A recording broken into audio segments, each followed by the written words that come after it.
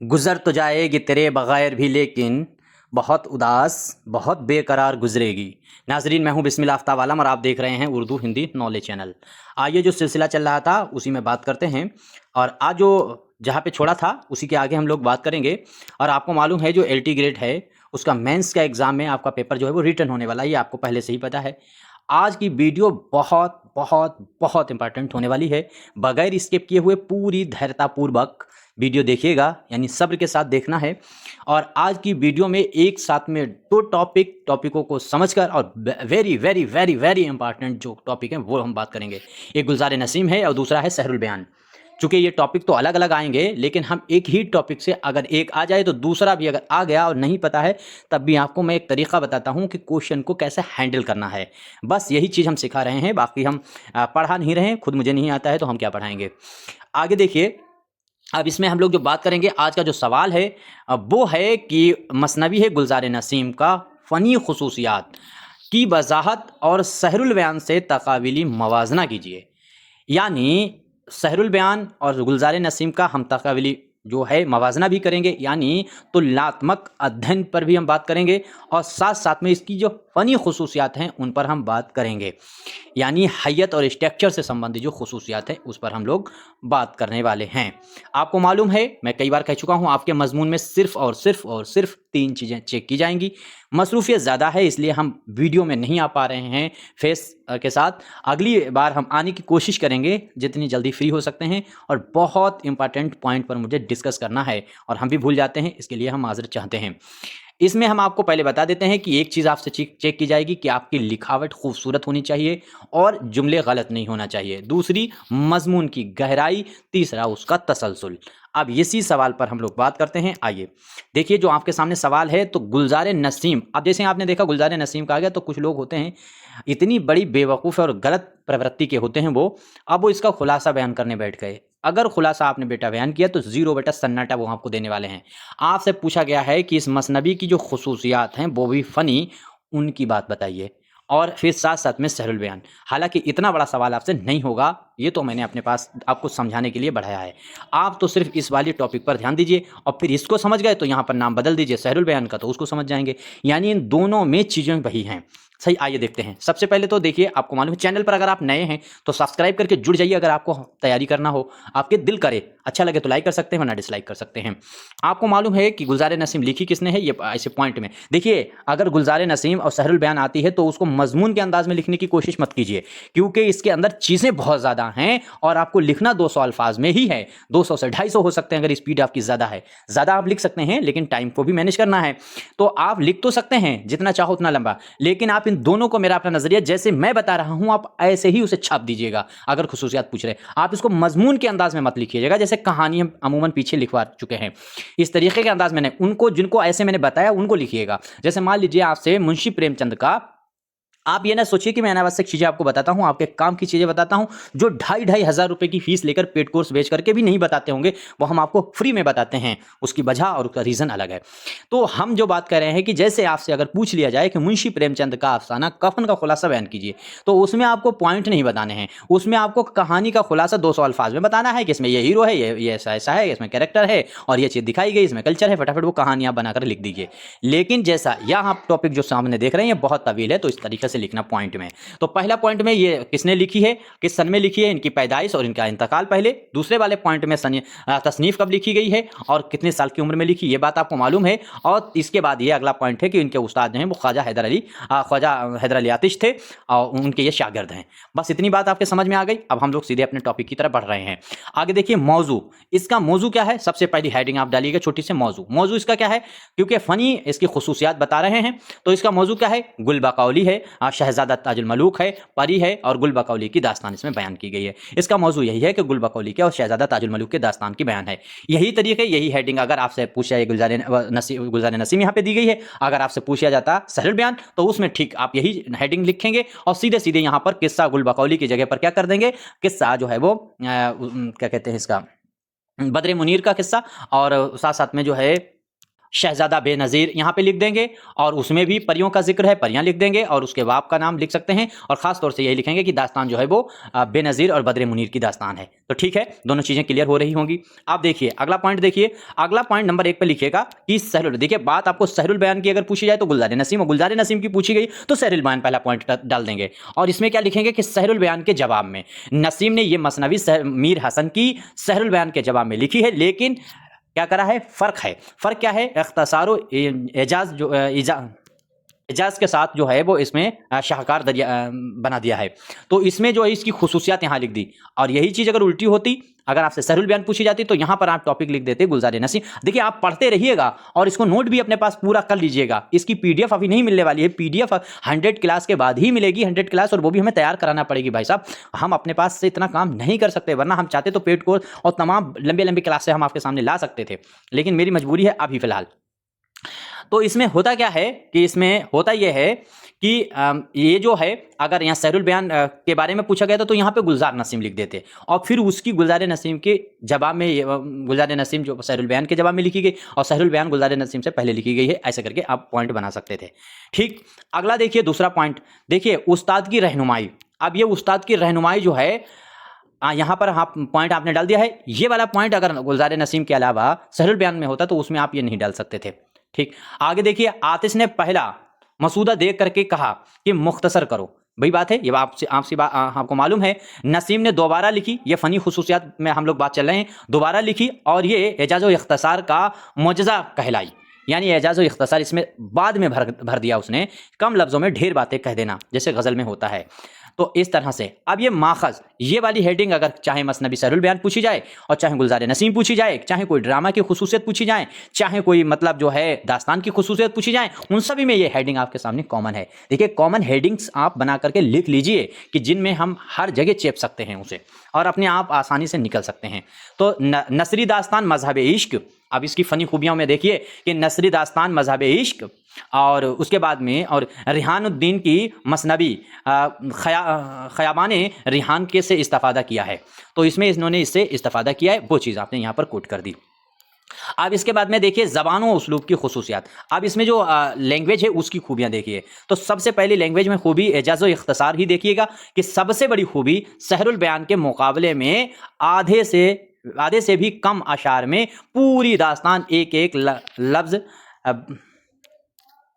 नपातुला, तो एक एक लफ्ज़ इसके अंदर नपातुला है, और यही वजह है कि इसमें एजाज़ व इख्तिसार है। क्या खूबी है एजाज़ व इख्तिसार, मतलब एक एक लफ्ज़ नपातुला है, नपे तुले मानी खेज़ मुहावरे इस्तेमाल है, ये एजाज़ व इख्तिसार की खूबी होती है, वो इसके अंदर है। ठीक है, अब इसी का पलट करके अगर सहरुल बयान होगी तो वहाँ पर ये लिख देंगे एजाज़ व इख्तिसार की जगह पर तवालत और लफ्ज़ की सादगी, या फिर दिल्ली ज़बान के मुहावरे, यहाँ पर एक हेडिंग बन सकती है। ठीक है, वहाँ पर फ़नी खुसूसियात में ये चीज़ देखेंगे। आगे है रंगीन बयानी, तो रंगीन बयानी आप देखिए, चूँकि लखनऊ दबिस्तान है, चाहो तो यहाँ पर इस पॉइंट में चीज़ें और बढ़ा सकते थे। अब ये देखिए, इसको हम बढ़ा करके भी दिखाते हैं, तुमको नमूना दिखाते हैं इसका।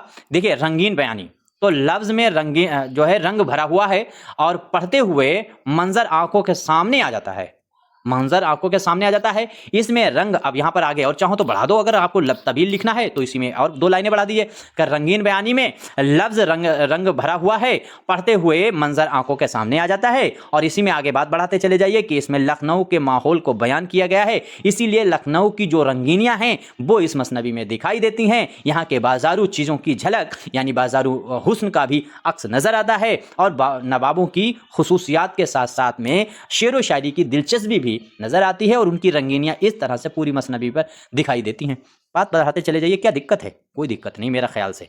फिर भी कोई प्रॉब्लम है तो अपना नंबर स्क्रीन पे दिखता है, उस पर कांटेक्ट करके भी बात कर सकते हैं। अच्छा, एक बात, जब मैंने ये बात बताई तो मुझे एक बात याद आई है कि अगर आप टीजीटी या जीआईसी वगैरह की तैयारी कर रहे हैं तो आपको मालूम है अपनी किताब जो शाहीन है, ये देखिए यहाँ से इसको मंगा सकते हैं, और ये नंबर यहाँ पर जो दिखता है उससे कॉन्टैक्ट करके आप मंगा सकते हैं। खैर, इसकी हम लोग बाद में बात कर लेंगे। अभी तो देखिए यहाँ पर जो बात करते हैं उसको देखिए। इसके बाद में है किनायती उसलूब। अब जो इशारे यानी पोशीदा उसलूब वहाँ पे लिख सकते थे, या किनायती उसलूब भी लिख सकते थे। अब बराह रास्त कहने के बजाय इशारों किनायों में बात, इससे लफ्ज़ दोबाला हो जाता है। चूंकि एक एक लाइन इसलिए क्योंकि आपको चाहो तो याद करने में भी आसानी रहेगी, हूबहू ऐसे छाप देना, और चाहो तो मतलब इसमें बढ़ा भी लो, और चाहो तो अपने पास से भी चीज़ें इसमें ऐड कर सकते हो। इसलिए हम आपको इस तरह से समझाने की कोशिश करते हैं, इस अंदाज में आपके सामने लाते हैं, ताकि कोई भी तरह से आप बाहर ना हो सके। खुदा के वास्ते सीट बचाने की कोशिश कीजिए। और 120 सीट है, मैं दावा कर रहा हूँ 100 से ज़्यादा सीट भरी नहीं जाएंगी, 20-25 सीट खाली जाने वाली हैं। अगर थोड़ा सा भी सतर्क हो जाओगे तो सीटें आराम से मिल जाएगी। अब इसके बाद में बात समझ गए। अब आगे अगला देखिए कि लफ्ज़ी सनाई। तो अब लफ्ज़ जो है सनाई है वो भी देखिए, इसमें क्या है, लफ्ज़ का इंतखाब, तराकीब, काफियाबंदी, सब में फनकाराना महारत है। अब काफिया के साथ साथ में इसमें जो है इन्होंने काफिया लिखा है, यहाँ पर आप बहर बता सकते थे, इन हरकत बता यहाँ पर बढ़ा सकते थे, लफ्ज़ और बढ़ा दीजिए अगर लंबा वाक्य करना हो, कि काफिया की पाबंदी है, रदीफ़ का तसलसल है, नगमगी का अंदाज़ है, मतलब सनाई जो भी चीज़ें होती हैं, और इशारती इस्तारात का इस्तेमाल किया गया है। और भी बातें इसमें बढ़ाई जा सकती हैं, कोई मसला नहीं। आगे देखिए अगला 5वां नंबर पॉइंट देखिए, यही सारी खूबियां मैं जो बताता चला रहा हूं, ये सारी की सारी खूबियां हैं, बस खूबी चेंज होंगी, सिर्फ गुज़ारे नसीम की सहरुल बयान की भी खूबियां यही रहेंगी। तो एक को समझ लीजिए, दूसरा आराम से समझ जाओगे, कोई दिक्कत नहीं। आगे देखिए, अब इसमें देखोगे तो मानी आफरीनी, तो अब मानी आफरीनी देख लीजिए। मानी में कम लफ्ज़ों में गहरे मानी पैदा करना, एक शेर में कई मतलब देना, तसव्वुफ़ का बयान करना। अब मानी में और भी चीज़ें जोड़ दिए, इसमें तसव्वुफ़ों का बयान करना है और खुदा की वहदत का भी इस्तेमाल करना है, इसीलिए इसमें हमद से यह नज़्म शुरू की गई है, दास्तान। ऐसे चीज़ें और 4-5 चीज़ें मानी से रिलेटेड वो बढ़ा सकते हो, जैसे मफ़हूम है, मानी है, और उसका जो है शेर की वहदत है, और साथ साथ में खुदा की वहदानियत है। इन सब चीज़ों को मानी के अंदाज में इसमें बयान हुआ है, तो ये चीज़ें भी बढ़ा सकते हो अगर मसनवी पढ़ी है तो, ठीक है। बाकी आप आगे देखते रहिए। आगे प्लाट और तसलसल बयान। तो हमने कहा तसलसल, तो मैंने कहा था कि मजमून में तसलसल ही तो टूटना नहीं चाहिए। देखिए फ़नी खूबियां जब मैंने बताना शुरू की हैं मसनबी की, तो आपके सामने तसलसल से चल रहा है कि क्या क्या खूबियां हैं।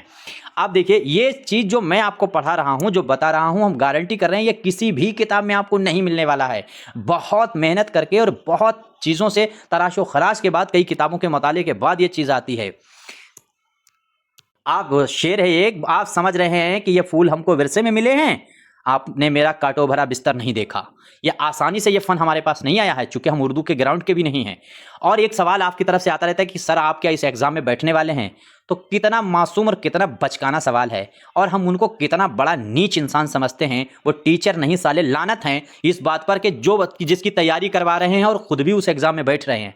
आप कल्पना करके दे सकता है, हो सकता है हम घमंड में बोल रहे हो, लेकिन सच्चाई है कि जिस चीज़ की तुम तैयारी कर रहे हो, तुम्हारी इतनी औकात नहीं तुम अपने आप निकाल पाओ, फिर बच्चों को तुम तैयारी क्या करा रहे हो? और तुम इतने बड़े बैल हो कि पता चला उसका कोर्स भी खरीद रहे। अरे भैया मेहनत करो, आराम से अपने आप निकालो। हम ऐसा आपको हम बता दें कि जो भी एग्जाम की हम तैयारी कराते हैं, आज क्लियर कर देते हैं, वो किसी भी एग्जाम में हम प्रेजेंट नहीं होते हैं और ना ही होंगे। अगर हम प्रेजेंट होंगे तो हम में तुम में फ़र्क क्या रहेगा? बिल्कुल नहीं। हम इस किसी भी एग्जाम में शामिल होने वाले नहीं हैं। आप निश्चिंत रहिए। आप लोगों को ज़्यादा सवाल ये था कि एक सीट तो चली जाएगी सर अगर बैठ जाएंगे। क्यों बैठ जाएंगे भाई? नहीं बैठना है मुझे। आप ये देखिए, आगे बात करते हैं। और जिस एग्जाम में हम बैठते हैं उसकी तैयारी बिल्कुल नहीं करवा सकते, कभी नहीं कराएंगे उसकी तैयारी। अब इसमें देखिए क्या होगा। तो प्लाट जो है और तसलसल जो है वो इसके अंदर बयान देखिए। तो किस्सा जो है वो कैसा है, तो सीधा और रवां, उलझाओ नहीं।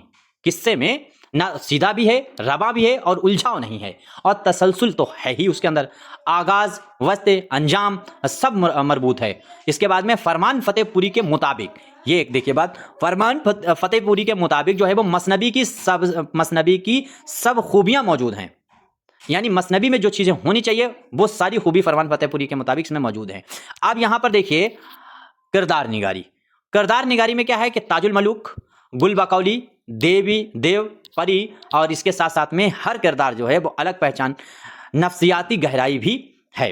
तो हर किरदार अलग से है और हर किरदार की अपनी नफ्सियाती गहराई भी मौजूद है। अब इसमें किरदार बहुत सी चीज़ें नहीं थे। जानवरों को बोलता हुआ दिखाया गया, जानवरों को उड़ता हुआ दिखाया गया है, परिंदों को बात करता हुआ दिखाया गया। और भी किरदार यहाँ पर बढ़ा सकते थे। चित्रावत का किरदार है, इंद्र का किरदार है, राजा, मतलब और भी चीज़ें इसमें आप बढ़ा सकते हो, जितना चाहो किरदार में किरदार बढ़ा सकते हो। बट हमें तो ये भी देखना है कि टाइम कम है और बात अपनी कह देना है। एग्जामिनर का दिमाग घूम जाए इतनी हेडिंग्स उसके सामने डाल दो कि उसने खुद जिंदगी में नहीं सोचा होगा। और उसे घबराने की क्या जरूरत है यार, उसके घबराने की कोई जरूरत नहीं। वो 60 साल का बुढ़ा बैठा हुआ है, उसके पास खुद इतना इल्म नहीं है कि वो तुम्हें काउंटर करे। ये अपने आप में कॉन्फिडेंस रखिए, घमंड नहीं। वो तुमको काउंटर कर ही नहीं सकता, क्योंकि वो बाबा आदम के जमाने का नौकरी में आया हुआ है। उसने भाई गालिब कब पैदा हुए, मीर कब पैदा हुए, इससे आगे उसका खुद इल्म नहीं है। और बाद में वो आराम से पुड़िया पान सिगरेट भी उड़ा रहा है, ऐश कर रहा है, बात खत्म। अब इसमें हम मतलब हमारा अंदाज यही है कि हम ये माइक पर भी डायरेक्ट ऐसे ही बोलते हैं, तो इसमें घबराने की कोई बात ही नहीं है। आप उसके सामने इतने पॉइंट रख दीजिए कि उसने भी नहीं सोचे हों कि यह भी हो सकता है। इसके बाद आगे देखिए एक आपको बता दें, जो ऑब्जेक्टिव एग्जाम हो रहे हैं, जैसे अभी टीजीटी का एग्जाम होने वाला है और जीआईसी का एग्जाम होने वाला है, इन दोनों एग्जामों में पीवाईक्यू के क्वेश्चन ही आना है। इसके अलावा और ये अपने नए क्वेश्चन पूछेंगे ही नहीं, या तो फिर शाहीन अपनी किताब है या दूसरी किताबें हैं उनमें से इधर उधर से चोरी चक्कड़ी करके क्वेश्चन आपके सामने बना देते हैं। ये नया क्वेश्चन पूछते ही नहीं। आप पीवाईक्यू लगा दीजिए 15,000 10,000, आपका एग्जाम हर हाल में निकल जाएगा। ये मेरा अपना अनुभव है, लगातार हम पेपर देख रहे हैं। उसकी वजह क्योंकि ये 60 साल 65 साल 70 साल के बुजुर्ग बैठे हुए हैं प्रोफेसर, और ये बिल्कुल अपना मुताला नहीं करते। ये पीवाईक्यू क्वेश्चन देखते हैं, खटखट कॉपी पेस्ट कर देते हैं बस। बाकी ये इसीलिए इतनी गलतियां होती हैं 10-10 20-20 एक पेपर में। आगे देखिए, अब आगे मंजर कशी ये भी आप देखेंगे तो सहरुल बयान और गुलजार नसीम दोनों में मिलने वाला है। इसमें क्या है, मंजर कशी में नसीम जो हैं वो मंजर कशी के उस्ताद हैं। अब मंजर कशी कैसी इन्होंने की है, तो जैसे बाग का मंजर इसमें बहुत खूबसूरत है, महल जो दिखाए हैं, दरिया जो बहता हुआ इसने पेश किया है, तिलस्म जो जादुई बातें बताई हैं, ऐसा बयान किया है कि मंजर वाज़े होने लगते हैं। तो मंजर आपकी आंखों के सामने दिख जाते हैं। और भी चीज़ें इसके अंदर हैं वो आप हैं, जैसे जंग का बयान बढ़िया से किया गया है, जो नेज़े इस्तेमाल होते थे उनका, खाने का पकवान, इसमें और भी चीज़ें हैं पढ़ाई जा सकती हैं। आगे देखिए जज्बात निगारी में आप देखिए कि इसमें कैसा है, जज्बात निगारी दोनों में है, क्योंकि दोनों में इश्क की अंदाज है और दोनों में इश्क पर लिखी गई मसनवी है, चाहे सहरुल बयान चाहे गुलजार नसीम। इंपॉर्टेंट हेडिंग है, हेडिंग यही सारी की सारी कॉपी करके उतार देने की कोशिश करना। आगे देखिए इसमें क्या है, जज्बे में, तो जज्बा किससे जुड़ा होता है, इश्क से। चलो इश्क से जुड़ी हुई बातें लिख दीजिए, यानी इश्क जो है, इश्क में हिज्र भी होता है, विसाल चाहो तो विसाल मिला सकते हो, खौफ भी होता है, भय बिना प्रीत कहाँ, अगर तुम्हें डर नहीं है तो फिर प्रीत कैसी। तो प्रीत का भी इस्तेमाल, खौफ का भी इस्तेमाल किया गया है, हैरत भी होती है भाई बहुत सी चीज़ों की इश्क में, खुशी भी इश्क में होती है, गम भी इश्क में होता है, जज्बे का फितरी इजहार होता है। मेरे बोलने का अंदाज गलत हो सकता है, क्वेश्चन तलफ़ुज़ तो वो जरूर बताइएगा। अब इसमें देखिए 10वां पॉइंट आप देखिए, तशबिया व इस्तारा। तो तशबिया व इस्तारा देखिए, इसमें क्या है, तशबिहात और इस्तारे का बहुत खूबसूरत इस्तेमाल। इसके बाद में देखिए फारसियत का रंग नुमाया लेकिन बोझल नहीं। फारसी का अंदाज है, तशबिया इस्तारा ज़्यादा इस्तेमाल किए हैं, इसलिए ज़बान थोड़ी सी टफ होने लगी है, समझना मुश्किल, क्योंकि कम लफ्ज़ों में ढेर बात कहना हो तो फिर मुश्किल तो हो ही जाना है। तो ये चीज़ होने के बावजूद बोझल नहीं लगती, पढ़ते हुए मज़ा आता है। वो दो चीज़ें हैं, क्योंकि बहर अच्छी रखी है और रब्त रखा है, जो है रुकन गिरा दिए जाते हैं बहर में, तो वो इसमें खूब अच्छे से इस्तेमाल किया है। वो भी खूबी है, वो ज़्यादा गहरी खूबी है, इसलिए मैंने उसको काउंट नहीं किया। आगे अगला 11 नंबर अगर आप देखेंगे तो इसमें जो है इख्तिसार के बावजूद जमायत आप अगर देखेंगे तो इसमें पाई जाती है। यही कमाल है कि बात मुख्तसर मगर अधूरी नहीं। देखिए इसमें बातें तो मुख्तसर है मगर अधूरी नहीं, हर मोड़ हर कैफियत आ गई है, यानी हर तरीके का अंदाज इसमें इख्तसार के साथ। आगे दिलकशी बरकरार, देखिए सारी हेडिंग है, यही चीज़ उसमें लिख दीजिए, दिलकशी बरकरार। अब अगर ये चीज़ देखिए, अगर मान लीजिए ये हेडिंग है, यही हेडिंग है, हम आपको सिखाते भी तो चलें थोड़ा बहुत। इख्तसार के बावजूद जमायत, अब इसमें ये चीज़ यहाँ लिख दी गई है कि ये कमाल है, बात मुख्तसर इसमें अधूरी नहीं है, मुख्तसर कही गई अधूरी नहीं है, और हर मोड़ हर कैफियत की आगाही है। तो हर कैफियत हर मोड़ की आगाही जो है वो सहरुल बयान में भी है, और बात जो है उसमें मुख्तसर ना कह करके तवालत में कही गई है। साथ ही साथ में ज़बान सादा और दहली अंदाज रखा गया है, ठीक। और इसमें क्या है, इख्तिसार हुआ है तो उसमें तवालत हुई है, बस ये चीज़ चेंज कर देना है। दिलकशी बरकरार इसमें रही है, तो दिलकशी दोनों में बरकरार है। पढ़ने वाला कभी भी बोर होकर के छोड़ करके भागने की कोशिश नहीं करता और अच्छे से मज़ा लेता है और गा के इसको पढ़ने की कोशिश करने लगता है थोड़ी देर बाद। तो शुरू से आखिर तक पढ़ते हुए लुत्फ कम नहीं होता बल्कि बढ़ता जाता है, और दिलकशी इस कदर होती है कि थोड़ी देर में लय और गाने के अंदाज में इस मसनबी को कारी पढ़ने लगता है। तो ये बात इसके अंदर और बढ़ाई जा सकती थी, चाहे सहरुल बयान हो चाहे गुलजार नसीम। आगे तहजीबी रंग, तो तहजीबी रंग तो होना ही है, इसमें लखनऊ का तहजीबी रंग है, फारसी असरात इसमें होना है क्योंकि लखनऊ में था ही, और हिंदुस्तानी माहौल इसमें बयान किया है, सबका इम्तिजाज जो है वो इसमें मिलता है। अब इसका तकाबिली मुताला में देखेंगे तो सहरुल बयान से इसका तकाबिली अगर करेंगे तो पहला पॉइंट सहरुल बयान का है, दूसरा पॉइंट गुलजार नसीम का है। देखिए अंदाज में देखिए तो अंदाज में क्या है, यही चीजें हेडिंग में आप डाल करके लिख सकते हैं अगर किसी मसनबी इन दोनों में से कोई एक आती है। तो तफसील निगारी तवील जो है तूल और तवील है, तो इसमें जो है तवील लिखा गया है सहरुल बयान, और इसमें क्या है इजाजो इख्तिसार। जबान कैसी है, इसमें सादा रोजमर्रा और ठेठ दहलवी की जबान इस्तेमाल है सहरुल बयान में, और इसमें क्या है रंगीन और पुरकारी आपके सामने रखी गई है। इसके बाद में जो है फारसी आमेज, यहाँ पर पुरकारी रंगीन और फारसी आमेज दोनों चीजें मिली हैं। खूबियां देखो तो तफसील से दिलकशी का बयान किया गया है सहरुल बयान में, और इसमें इख्तिसार से दिलकशी का बयान किया गया है। ठीक है, ये इतना इंपॉर्टेंट क्लास अपना होने वाला है जो शायद यूट्यूब पर कोई क्लास आपको मिले इस तरह का। अब आगे देखिए तकाबिली मताले के मनफर्द निशान, और भी तकाबिली मताले में अगर चाहो तो कर सकते हो, क्योंकि तकाबिली मताला इसका आपसे पूछा जा सकता है मवाजना। देखिए एक पॉइंट आप ये देखिए कि उर्दू की दूसरी मकबूल तरीन मसनबी सहरुल बयान के बाद गुलजार नसीम को ही सबसे ज्यादा मकबूलियत मिली, एक पॉइंट। दूसरा पॉइंट आलमी शोहरत, यानी फ्रांसीसी, अंग्रेजी, तमिल, तेलुगु अपनी जबानों में अपने अपने अंदाज में इसके तर्जुमे हुए, फ्रांसीसी में हुए, अंग्रेजी में हुए, मतलब इसके भी कहानी को इसको लिखा गया, मतलब जो है मसनवी के अंदाज में इसका तर्जुमे नहीं हुए, लेकिन नस्र के अंदाज में इसके तर्जुमे हुए हैं। आगे देखेंगे तो नसीम की पहचान, तो पहचान क्या है, तो 34 साल की मुख्तसर उम्र में ही इस मसनबी ने नसीम को उर्दू के बड़े मसनवी निगारों में ला खड़ा किया। आगे देखिए तनकीदी राय क्या है, तो फरमान फतेहपुरी दिलकशी का राज रंगीन बयानी, मानी आफरीनी, कनायती उसलूब और एजाज नवीसी में पोशीदा बताते हैं। ठीक, ये कॉल बाई चांस पूछ सकता है डायरेक्ट एग्जाम ऑब्जेक्टिव वाले पेपर में, तो इसको ऐसे ही आपको याद रखना है। आगे एक ही कलमा, ये हम आपको हर बार में बताते हैं, एक ही टेंस में अगर पूछा जाए कि इसका क्या खूबसूरत बात है इस मसनबी, तो बस गुलजार नसीम वो मसनबी है जिसमें दयाशंकर नसीम ने उस्ताद आतिश की हिदायत पर कम अल्फाज ज्यादा मानी के उसूल से उर्दू को एजाज का वो शाहकार दरिया बहा दिया जो तफसील की दिलकशी का मुकाबला इख्तिसार की दिलकशी से करता है। उम्मीद करता हूं समझ में आ गया होगा। और दो चार बातें हम आपसे कर लेते हैं। ये किताब तो पहले आपको कई बार बता चुके हैं, इसलिए क्योंकि ये आपके काम की है, टीजीटी और आपके लिए ही लिखी गई, और जीआईसी का जो एग्जाम है उसके लिए है। इसमें प्रैक्टिस के लिए ये बहुत इंपॉर्टेंट है, और प्रैक्टिस ही ऑब्जेक्टिव पेपर को निकालने का तरीका है और कोई तरीका नहीं। 2025-26 का जो भी एग्जाम दे रहे हैं उसके लिए इंपॉर्टेंट है। इसमें 27-28 पेज में नोट्स हैं, बाकी प्रैक्टिस है। और इस पेपर क्वेश्चन नंबर पर 6386-492-279 पर कॉन्टेक्ट कर सकते हैं। कोई भी आपको मशवरा चाहिए, किताब अपनी मंगाना है, अपने व्हाट्सएप ग्रुप में जुड़ना है, या जो भी आपका नज़रिया है आप उस पर हमको ज़रूर बताइएगा। और मेरा उद्देश्य ये है कोर्स बेच करके पैसा पैदा करना नहीं, हम उर्दू के ऐसे लोगों की तलाश में हैं जो आएँ, पास हों, बाद में उर्दू के हक के लिए लड़ाई मेरे साथ में लड़ें और आवाज़ से आवाज़ मिलाएं, ताकि उर्दू का कुछ ज़्यादा मतलब जो है फ़ायदा हो सके। बाकी आपके जो भी नज़रिया हों बता सकते हैं। शुक्रिया।